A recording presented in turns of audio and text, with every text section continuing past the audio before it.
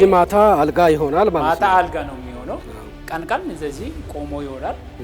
በጠባብ ቦታ ውስጥ ይሄ መጠቀም እንችላለን። ምክንያቱም ይሄ ማሽን እኔ ከተወሰነ ጊዜ በፊት አይቼው ይሰራል ብዬ የማልጠብቀው ማሽን ነበርና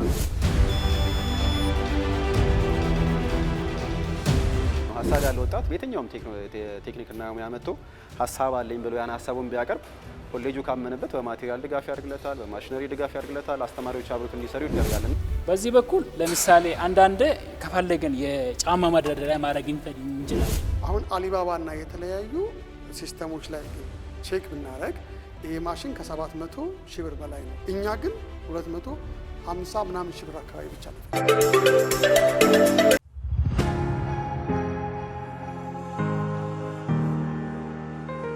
ጤና ይስጥልኝ ውድ ተመልካች አድማጮቻችን፣ ፋና ፖድካስት ዛሬ በንፋስ ስልክ ፖሊቴክኒክ ግቢ ውስጥ እንገኛለን።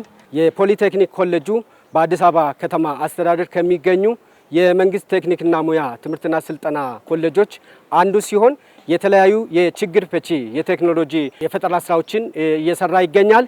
የፈጠራ ስራዎቹ ምን ምንድናቸው የሚለውን ደግሞ ወደየ ስልጠና ክፍሎቹ እየገባን ለናንተ እናስጎበኛለን። ከኛ ጋር ቆይታ አድርጉ፣ አብራችሁን ዝለቁ። ጤና ይስጥልኝ። እንተዋወቅ። ባህሩ ሻፊ ይባላል። የቴክኖሎጂ ልማትና ኢንዱስትሪ ኤክስቴንሽን ምክትል ዲን። እንግዲህ ወደ እናንተ የመጣ ነው የችግር ፈቺ የፈጠራ ስራዎችን እየሰራችሁ እንዳለ ሰምተናል። ኮሌጁ ምን ምን የፈጠራ ስራዎች አሉት የሚለውን ደግሞ በየስልጠና ክፍሉ እየገባን የፈጠራ ስራዎችን እናያለን። ከምን እንጀምር? ስለዚህ ከማኑፋክቸሪንግ ሾፕ ገብተን በአሰልጣኞቻችንና በአሰልጣኞቻችን አቅም የተሰሩ ቴክኖሎጂዎችና ፈጠራዎችን እንየው። እሺ፣ መልካም።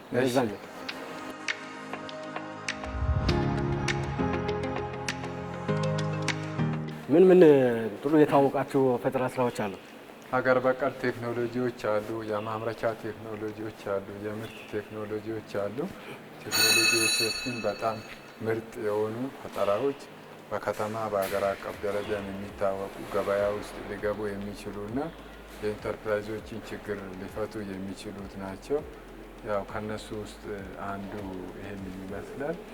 ሙሉ በሙሉ ደግሞ ስለ ቴክኖሎጂ ባለሙያ የሚገልጽላችሁ አቶ ደሚስ አሰልጣኝ ደሚስ ይባላል።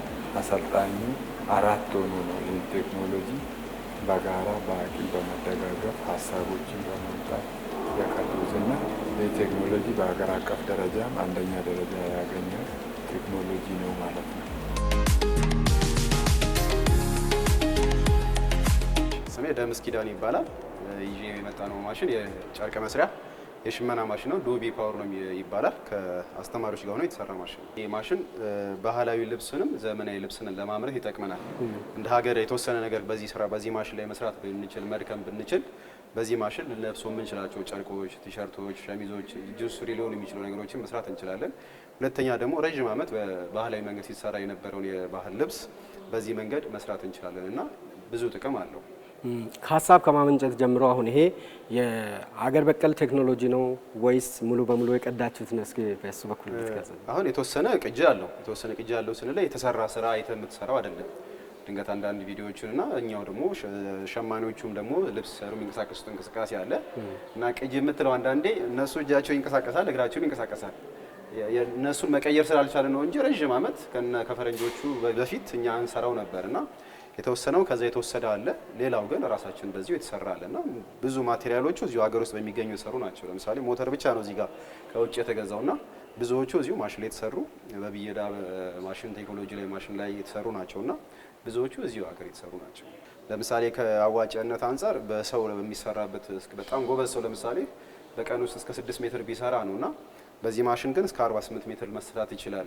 በዚህ ማሽን እንደ ሀገር ትልቅ በጨርቅ ቴክኖሎጂ ላይ ትልቅ ለውጥ ያመጣል ብለን የምናስበው ምክንያቱም አሁን የተወሰነ በምሳሌ መልክ እንትን ብለህ እንደውን 1.4 ቢሊዮን ህዝብ አለባትና ከዛ ካላት ህዝብ ውስጥ 58% የሚሆነው የጨርቅ ምርቷን የምትሸፈነው በዚህ ማሽን ተሰርቶ ነው እና እንደ ሀገር የተወሰነ መርከም ቢቻል መልፋት ቢቻል ነገ ብዙ ወጣቶችን የስራ ዕድል ሊፈጥር ይችላል። በዋጋ ለምሳሌ አሁን በዚህ ማሽን በህንዶች በብዛት ያመርቱታል። ይሄን እስከ 6 ሚሊዮን ብር ወይ ከዛ በላይ ነው ዋጋው ሊሆን የሚችለው።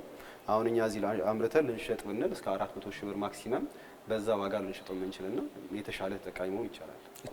እና የተለያዩ ጨርቆችን ነው የምናገኘው። አሁን እዚህ ጋር ይሄ ፖሊስተር ነው፣ የፖሊስተር ነው። ይሄ ለቲሸርት ይሆናል። አሁን ይሄ ለቲሸርት ይሆናል፣ ለቲሸርቶች ይሆናል፣ ስካርፖች ነው የምንጠቀምበት። ብዙ ጊዜ ስካርፕ ቀሚሶች ማሰራት እንችላለን ከዚህ ጥለት አድርገንና ስካርፕ ቀሚስ ቲሸርቶች ናቸው። ይሄ ክሩ ሲቀየር ደግሞ የምናገኘው የጨርቅ አይነትም በዛው መጠን ይቀየራል። ለምሳሌ ኮተን ነው ጂንስ ክር ብንጠቀም አሁን እዚህ ጋር የምታየው ይሄኛው እዚህ የምታየው ይሄ ትዊል ይባላል። ፓተርኑ ወደ ጎን ዲያጎናል ያለው ትዊል ይባላል። እሱን አሁን የሚያመጣልን ይሄ ነው ዶቢው ነው። እና ይሄ ትዊል ማለት ጂንስ ሱሪዎች ላይ የምታየው ነው። ጂንስ ሱሪዎች ሲሰሩበት የምታየው ሲስተም ነውና ያ ፓተርን ነው ጂንስ እንደሆነ የሚያደርገው። እና ጨርቅ ክሩን መቀየር ብንችል ጂንስ ሊሆን የሚችል ጨርቅ ማግኘት እንችላለን ማለት ነው። ስለዚህ ጂንሱንም ማምረት እንችላለን ማለት እንችላለን። የተወሰነ እንትን አሁን ይሄ የምታየው ጂንስ ሱሪ ነው። ጂንስ ሱሪ ፓተርን ነው የምታየው። ክሩ ስስ ስለሆነ ነው ያን ማግኘት የማንችለው እንጂ ጂንስ ሱሪ ጨርቆች ማምረት እንችላለን። ቲሸርት ሸሚዞች ማምረት እንችላለን። እንደምንሰጠው ክርና እዚህ ጋር ካርድ አለ። ይሄ ካርድ ሲቀየር የሚሰጠው እዚህ ጋር ፓተርን ለቲሸርት ለሸሚዝ ሲሆን ለሱሪ ሲሆን ይለያያል። ያን ፓተርን ቀይረን የፈለግነውን ጨርቅ ማግኘት እንችላለን። አንደኛውና ትልቁ አሁን የቴክኒክና ሙያ ያለው ነገር ቢያንስ የሚሰሩ ማሽኖች ኤግዚቢሽን ላይ ይወጣሉ፣ ባዛሮች ላይ ይቀርባሉ።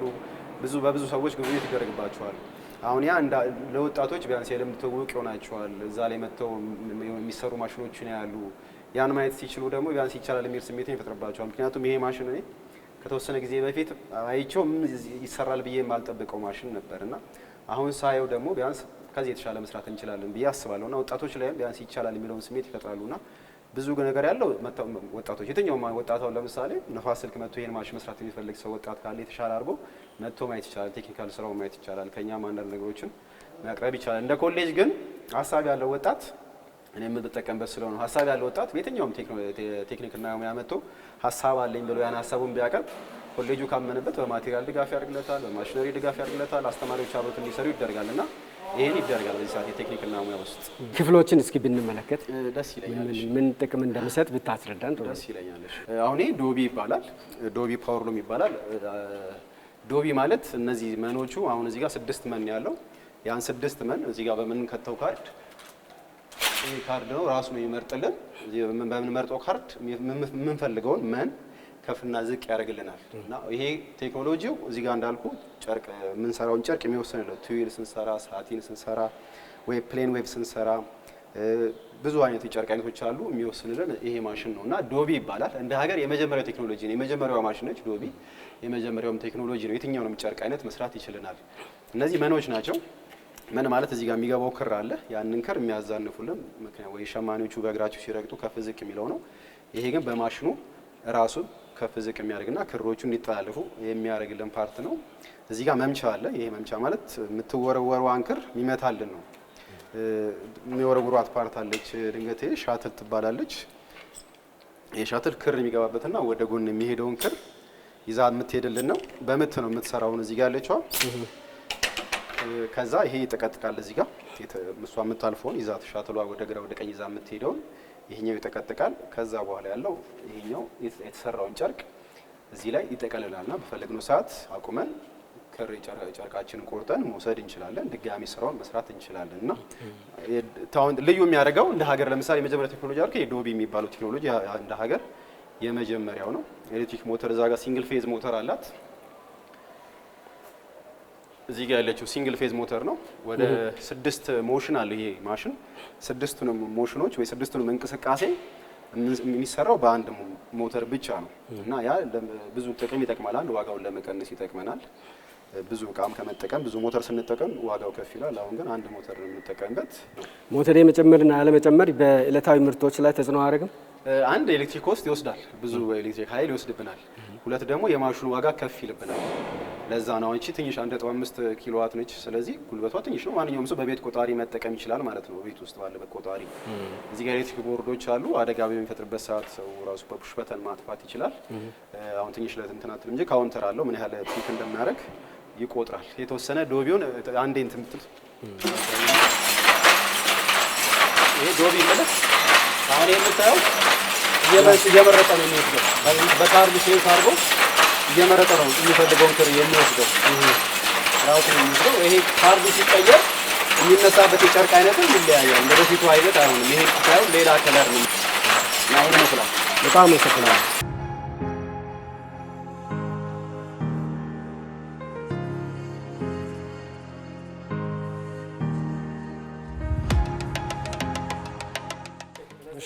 ጤና ይስጥልን። እንኳን ደህና መጣ። እንተዋወቅ።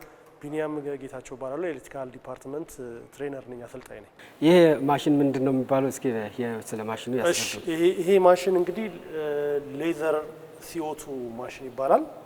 ሌዘር CO2 ማለት ያው ካርቦን ዳይኦክሳይድ በቲዩብ አለው እና የካርቦን ዳይኦክሳይድን ወደ ከፍተኛ ላይት በከፍተኛ ኤሌክትሪክ እስከ 20 ሺህ ቮልት እስከ 30 ሺህ ቮልት በሚደርስ ወደ ላይት ይቀየራል። ያ ከፍተኛ ላይት ደግሞ ወደ ቴምፕሬቸር ይቀየርና ከዛ በኋላ እዛ ጋር ሜካኒዝሞች አሉ፣ ሪፍሌክተር ሚረሮች አሉ፣ ቨርቲካል ሆሪዞንታል ሚረሮች አሉ። በእነሱ አማካኝነት ይመጣና እዚህ ጋር ሌዘር ቲዩብ አለች።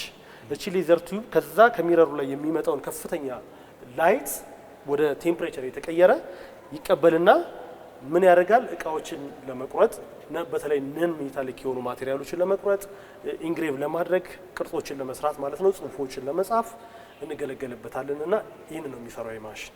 እስካሁን ባለኝ መረጃ ማለት ነው እንግዲህ ኢትዮጵያ ውስጥ በግዢ ነው የሚመጡት እነዚህ ማሽኖች እና ሞሮፍ እነዚህ አሁን ለምሳሌ እነዚህ CO2 ሌዘር ማሽኖች ሁለት አይነት ናቸው። ፉል ቤድ እና ሃፍ ቤድ የሚባሉ አሉ። አብዛኛውን እንግዲህ የሚመጡት እስካሁን ድረስ ወደ ሀገር ውስጥ ነው እየገቡት ያሉት ከዋጋቸው ውድነት አንጻር ሃፍ ቤድ የሚባሉት ናቸው። ማለት የዚህን ግማሽ ማለት ነው እና ከውጪ ለምሳሌ በተለያየ ቦታ ያየ ነው። ለምሳሌ ሜታል ፋብሪካ ሄደን አይተናል። የሆኑ ውድወርክ ማሽኖች አካባቢዎች ላይ አይተናል እና ከዛ ነው የሚያመጧቸው እና አብዛኛውን ጊዜ አሁን ለምሳሌ እነዚህ የሚመጡበት ትልቁ ምክንያት ምንድነው? አሁን የምታያቸው በየከተማ ውስጥ ያሉ ማስታወቂያዎች፣ ጽሁፎች የመንግስት ተቋማት ላይ፣ ሆቴሎች ላይ፣ የንግድ ማዕከላቶች ላይ ጽሁፎችን ለመጻፍ፣ ጽሁፎችን ለመቆራረጥ፣ የተለያዩ ቅርጾችን ለመስራት ያገለግላሉ ማሽኖቹ እና እኛ ትልቁ ነገር እንግዲህ ይሄኛውን ለመስራት ያነሳሳን ምንድነው?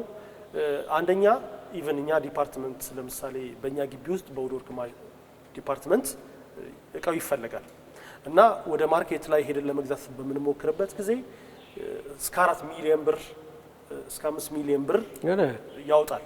አዎ እና አየነው። ከዛ በኋላ እኛ ለምን መተን ይሄንን መስራት አንችልም ወይ ወደሚል ነገር ተነጋገርን።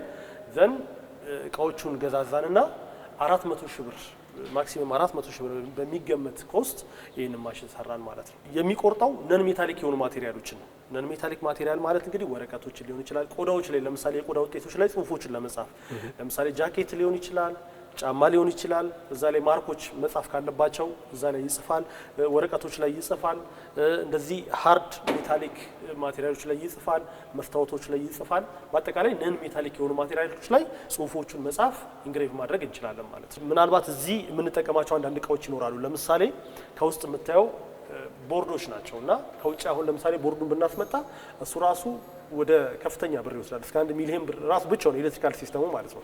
ስለዚህ ቦርዱን ራሳችን በጣውላ ሌሎቹን የኮኔክሽን ሲስተሞች እዚሁ ሀገር ውስጥ ባሉ እቃዎች ነው የተጠቀምነው። ምንድነው የሚደረገው? የሚፈልገው ዲዛይን እኛ መጻፍ የምንፈልገው ቅርጽ ማውጣት የምንፈልገው ለምሳሌ አሁን እነዚህ ጽሁፎች አይቷቸው ከሆነ ያው ግቢው እነዚህ ለማጻፍ ለምሳሌ 1 ሜትር በ1 ሜትር በሆነ ሃርድ ፕላስቲክ ማቴሪያል ላይ ለማጻፍ እስከ 4000 5000 ብር ድረስ ነው። እስኪ ጽሁፎች አሁን ለምሳሌ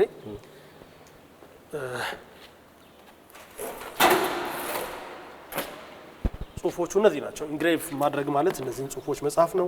እንደዚህ የሚያስፈልጉ አሁን ፍላወሮች ናቸው። አሁንም እየሰራ ነው ያለው ማሽኑ እንደነዚህ አይነት ፍላወሮች የምንፈልገውን ነገር ማለት ነው። በቃ በአጠቃላይ እኛ ዲዛይን እናደርጋለን።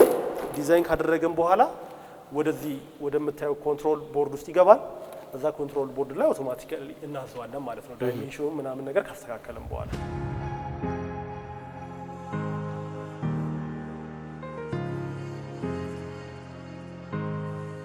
በማኑፋክቸሪንግ ክፍል የስልጠና ክፍል ከሚሰሩ የተለያዩ የፈጠራ ስራዎች ውስጥ የሁለት ማሽኖችን ያስጎበኘናቸው እስካሁኑ ነበር።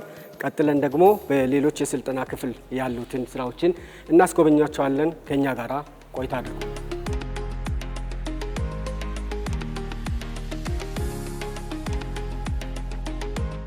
ደረጀ መንግስት ይባላል።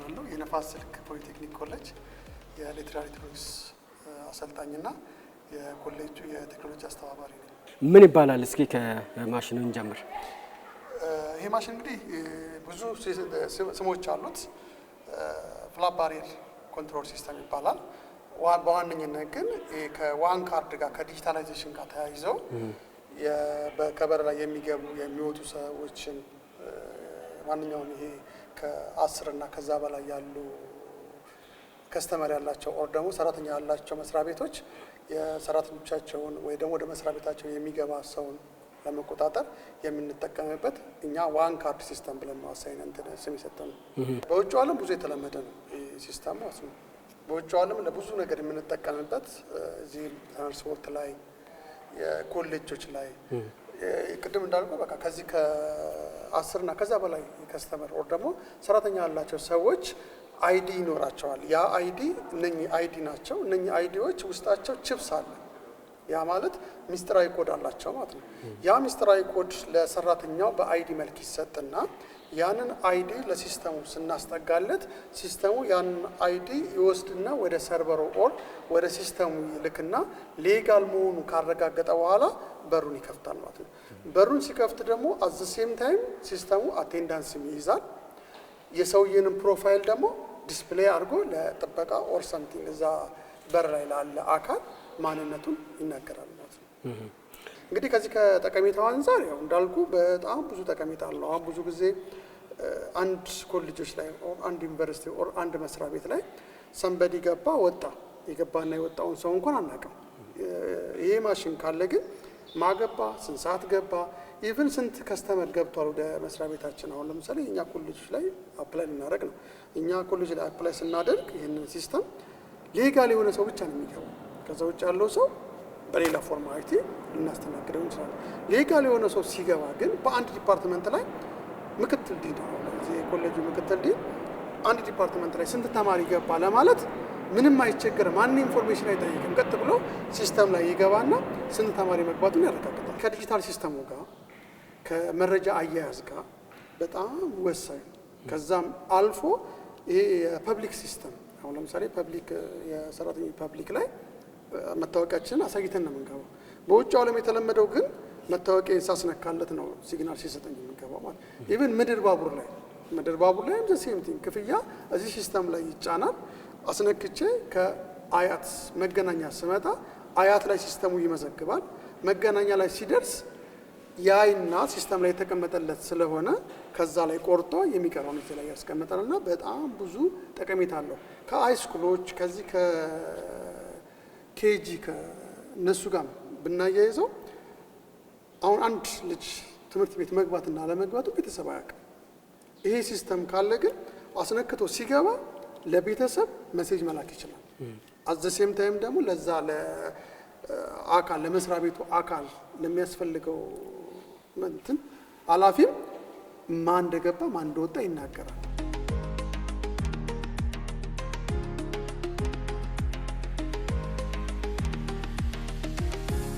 እንግዲህ ካርዱ ቀላል ነው። አንደኛ ይሄ ሲስተም ዋን ካርድ ሲስተም ስላለን የተለያየ ካርድ ያላቸው ለምሳሌ ኤቲኤም ከፋይዳ ከተለያዩት ካርድ ያለው ካለ እዚህ ላይ መሞላት ይችላል። በዋናነት ግን እንደ መስሪያ ቤት ኦር እንደ ኮሌጅ ኦር ደግሞ ይሄንን ማሽን የሚጠቀም ሰው ይሄንን ካርድ መግዛት ይችላል። ይሄን ካርድ ገዝቶ ኦልሬዲ እዚህ ላይ ማተም ብቻ ነው። አሁን ለምሳሌ ይሄ ካርድ እኔ የኮሌጅ ካርድ ነው፣ የመታወቂያ ካርድ ነው።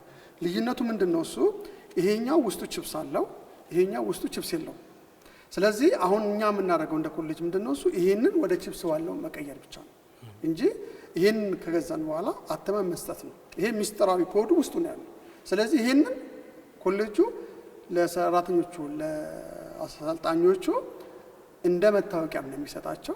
እንደዚህ እንደ በሩም እንደ ዋን ካርድም ያገለግላል ማለት ነው። ስለዚህ እቺን ገዝቶ ማተም ብቻ ነው የሚጠበቅብን ማለት። አሁን እንደ አገር በጣም ብዙ ጊዜ የተቸገርነው እነኚህ ማሽኖች ላይ በተለይ አውቶሜሽን ላይ ይሄ ከፕሮግራሚንግ ጋር ተያይዞ ያሉ ሲስተሞች ላይ ማቴሪያሉ ብቻ አይደለም የሚያስቸግረን፣ ፕሮግራሙ ሙሉ የራሳችን። ስለዚህ ፕሮግራሙ ሙሉ የራሳችን ከሆነ ያችን ቦርድ ብቻ ነው ከውጭ የምናስመጣው። ሌላው እንደምታየው ቦዲ በሙሉ እዚሁ የተሰራ ነው። ስለዚህ ከውጭ የምናስመጣት ቦርዷን ብቻ። ከዛ ቦርዷ ከመጣች በኋላ ቦርዱ የራሳችን ነው፣ ፕሮግራሙ የራሳችን ነው። ምንም የምንቸገርበት ነገር የለም። አሁን አሊባባና የተለያዩ ሲስተሞች ላይ ግን ቼክ ብናደርግ ይሄ ማሽን ከ700 ሺህ ብር በላይ ነው የሚለው ወደኛ ምንዛሬ ብንቀይረው ማለት ነው። እኛ ግን ኦልሞስት 250 ምናምን ሺህ ብር አካባቢ ብቻ ነው። እዚህ ውስጥ ምስጢራዊ ኮድ አለው። ያንን ምስጢራዊ ኮድ እዚህ ጋር ባለው ዲቫይስ ሪድ ያደርግና ወደ ሰርቨሩ ይልካል። ይሄ ሰርቨር ላይ የተረጋገጠ ከሆነ ይከፍታል፣ ካልሆነ አይከፍትም። መክፈት ብቻ ሳይሆን ዘ ሴም ቲንግ እዛ ላይ የሰውየውን ፕሮፋይል ማንነት፣ ስሙን፣ ፎቶውን ሙሉ ለሙሉ ዲስፕሌይ ያደርግልኛል። አቴንዳንስም ስንት ሰዓት እንደተደረገ ይይዛል ማለት ነው። አሁን አስነካሁት፣ ሪድ አደረገ፣ እዛ ጋር ዲስፕሌይ አደረገልኝ። ይሄን ከፈተ። ዘ ሴም ቲንግ ሁለት ሴንሰሮች አሉ። አሁን ዘጋ። አሁን አንተ መግባት አትችልም። በቃ እኔን ከለከለኝ ማለት ነው።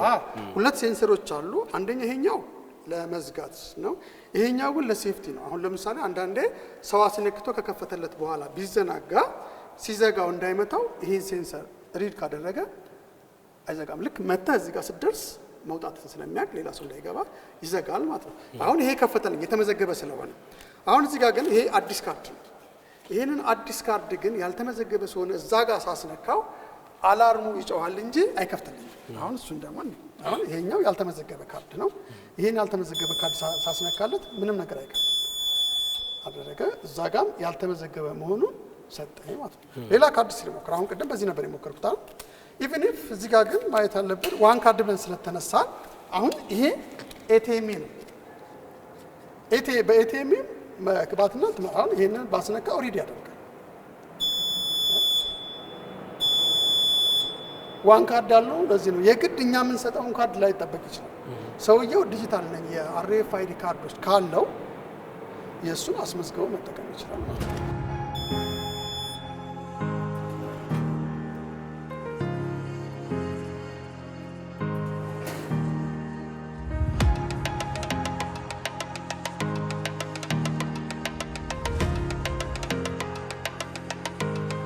ስሜ ሀምቢሳ ምሩ እባላለሁ።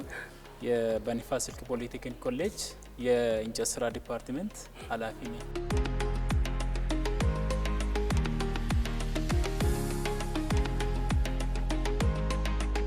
ይሄ ኦልሬዲ የማልቲ ፐርፐስ ፈርኒቸር ነው የሚባለው።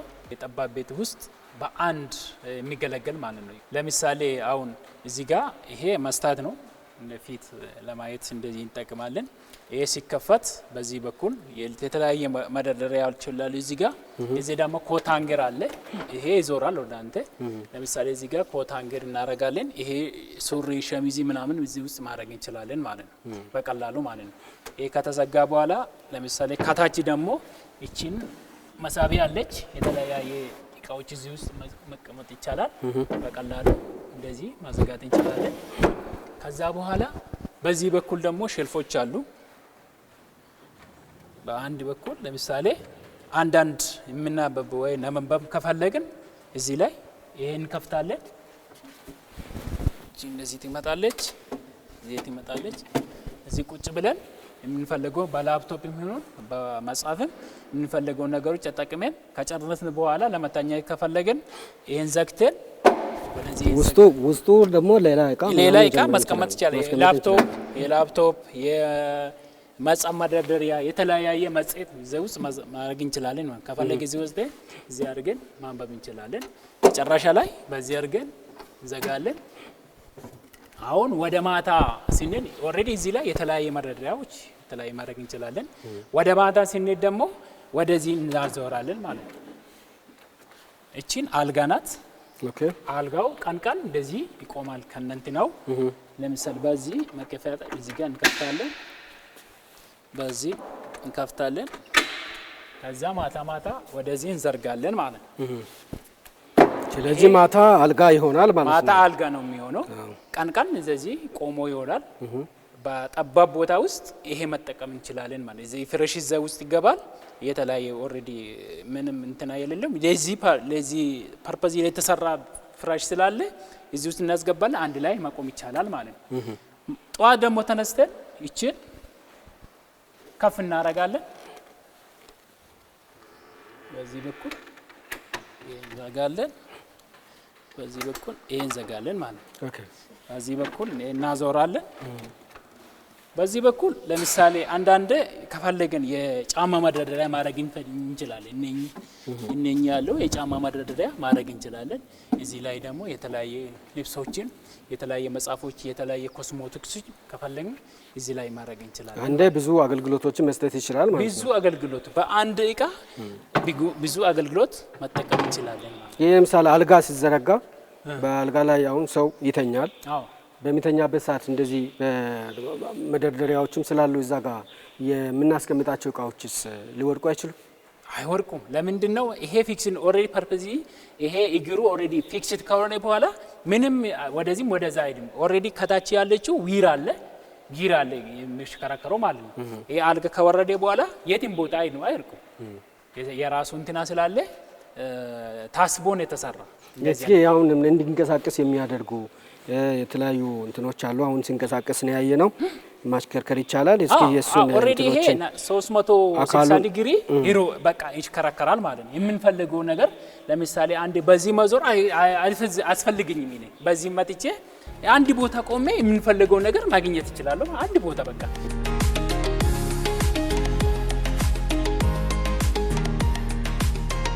አንድ ሰው ብዙ ፍላጎት ያለ አልጋ መግዛት ይፈልጋል። እንደዚህ ሼልፎች መግዛት ይፈልጋል። እንደዚህ ቴብሎት ማንበያ ቦታ ይፈልጋል። ይሄን ለብቻ ሲገዛና ያንዳንዱ ብቻ ሲገዛ ዋጋው አንድ አይደለም። አንዱ ይሄ ነው። ሁለተኛ ደግሞ ቦታ አጠቃቀም ላይ ብዙ ጊዜ በጠባብ ቤት ውስጥ የተለያየ እቃዎችን ስናስገባ ቤቱ ምን ይሆናል? ይጠባናል። አሁን ግን ይሄ ሁሉም እቃው አንድ ላይ አድርገን ስናስገባ ቦታ ምን ያደርጋል? ሴፍ ይቆጠባል ማለት ሴፍ ያደርጋል። ቦታ ቀጣቢ ነው። ሁለተኛ ደግሞ ኮስቱ ሚኒማይዝ ያደርጋል፣ ዋጋው ይቀንሳል። ለብቻ አልጋ ስንገዛ እና ለብቻ እንደዚህ መደርደሪያዎች እንትኖች ስንገዛ አንድ አይደለም። ስለዚህ በጋራ ሲሆን ደግሞ ይቀንሳል ማለት ነው።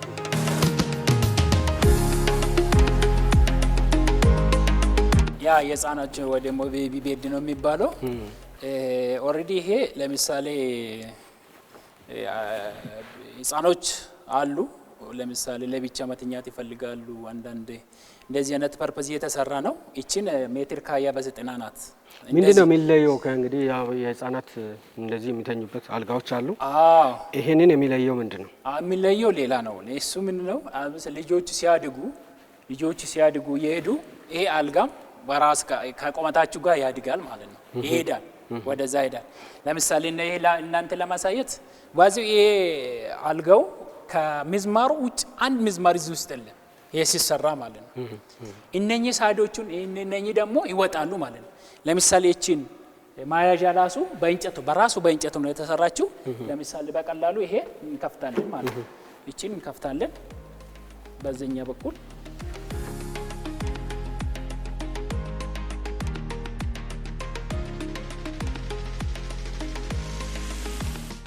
አሁን አንዳንዴ ልጆቹ ብቻም አይደለም እንግዳ ሲመጣብን አንዳንዴ ይሄ መጠቀም እንችላለን። ለምሳሌ እንደዚህ አድርገን ከላይ ፍሬሽ እናደርጋለን። አሁን እንደዚህ ልጆቹ ሲያድጉ በዚህ መተኛት ይችላሉ በቀላሉ ማለት ነው። ስለዚህ ሌላ ኮስት ሲያድጉ ሌላ አልጋ መግዛት አንፈልግም ማለት በቀላሉ ከትንሻችሁ ጀምሮ ወይ ደግሞ ከኢዴሚያችሁ ትንሽ ከሆነ ሲያድጉ ደግሞ እንደዛው እየጨመረ ይሄዳል ማለት ነው። በዛ ሲስተም ሲገባ አሁን ይሄ ይገባል በቀላሉ በቃ ወደ ቦታ ተመለሰ። ይሄን ወደሱ እንመልሳለን ማለት ነው።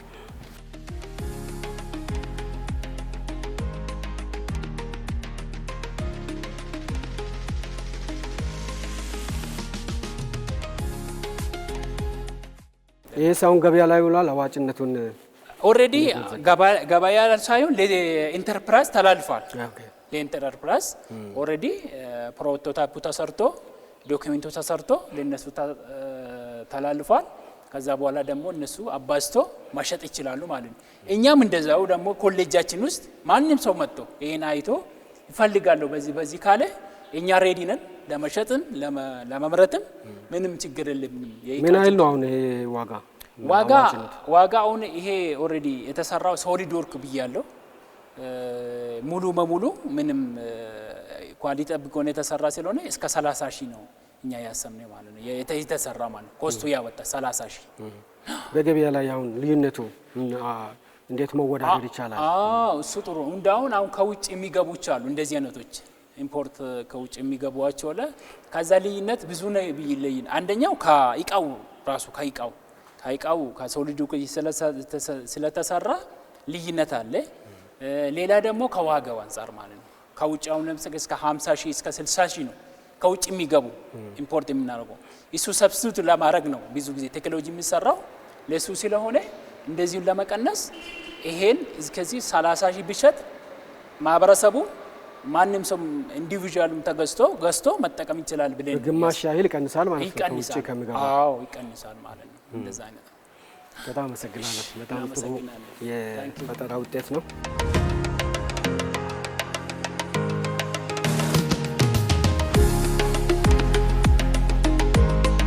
የንፋስ ስልክ ፖሊቴክኒክ ኮሌጅ ዋና ዲን እንኳን በሰላም መጣችሁ። እንኳን በሰላም ቆዩ። ብዙ ስራዎችን በየዘርፉ ተዘዋውረን በስልጠና ዘርፎቹ ማለት ነው ለማየት ሞክረናል። ጥሩ የፈጠራ ስራዎች አሉ። እነዚህ የፈጠራ ስራዎች ደግሞ ችግር ይፈታል ተብሎ ወደ ታሰበበት ማህበረሰቡ መዝለቅ ከቻሉ በጣም ለአገርም ለሚጠቀመው ማህበረሰብም ጠቃሚ ናቸውና በዚህ ቢቀጥል በጣም አሪፍ ነው ያልኩኝ። ያው አንዳንድ ነገሮችን ደግሞ ከእርሶ ጋር ቆይታ እናደርጋለን። ቆንጆ። እንግዲህ ኮሌጃችን የኢንዱስትሪውን ፍላጎት መሰረት ያደረጉ የተለያዩ ሙያዎችን ካሪኩለም ቀርጾ ስልጠና እየሰጠ ይገኛል። አሁን በዋናነት ወደ 10 የሚሆኑ የስልጠና ዘርፎችን ከፍቶ ስልጠና እየሰጠ ይገኛል። ከዚሁም ባሻገር ወደ 45 የሚጠጉ አጫጭር ስልጠናዎችን ለማህበረሰቡ እየሰጠ ነው የሚገኘው። ስለዚህ ኮሌጃችን እንግዲህ ያው ከቴክኖሎጂ ጋር ታይዞ ዘርፈ ብዙ ቴክኖሎጂዎችን እየሰራ ይገኛል። አዳዲስ ቴክኖሎጂን ከመፍጠር አንጻር እንደውም ደግሞ ሌሎች ቴክኖሎጂን ከመቅዳት አንጻር ሰፋፊ ስራዎችን እየሰራ ይገኛል።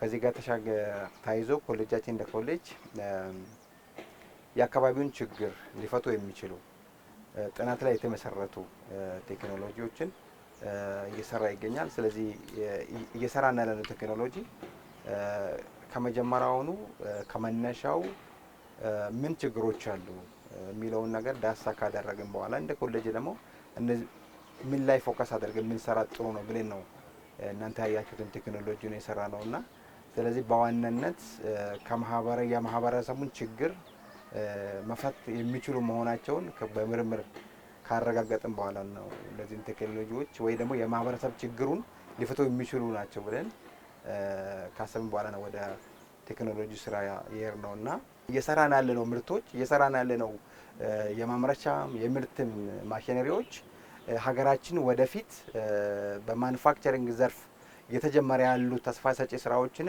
በእጅጉ የሚደግፍ በእጅጉ የሚቀይር የሚለውጥ ለሀገራችንን ብልጽግናን ሊያረጋግጥ የሚችል ስራ ተቋሞቻችን እየሰሩ ይገኛሉ ማለት ነው። ስለዚህ ቴክኖሎጂዎችን ኮፒ ከማድረግ ባሻገር ኢኖቬት አዳዲሶችንም ኢኖቬት የማድረግ ስራ ለምሳሌ ቅድም ያያችሁት የጋርመንት ማሽነሪ በኮሌጃችን አሰልጣኞች ኢኖቬት የተደረገ ነው። ስለዚህ ብዙ ወጪዎችንም የሚቀንሱ ኢንተርፕራይዞቻችን በአነስተኛ ዋጋ የሚያገኙ እንደውም ደግሞ ኢንተርፕራይዞቻችን ራሳቸውን እንዲችሉ ወደ ትልልቅ ኢንዱስትሪዎች እንዲያድጉ ሰፊ ስራዎች እየሰራ ነው የምንገኘው። ሰፊ ድጋፎችን እየሰጠ ነው የምንገኘው።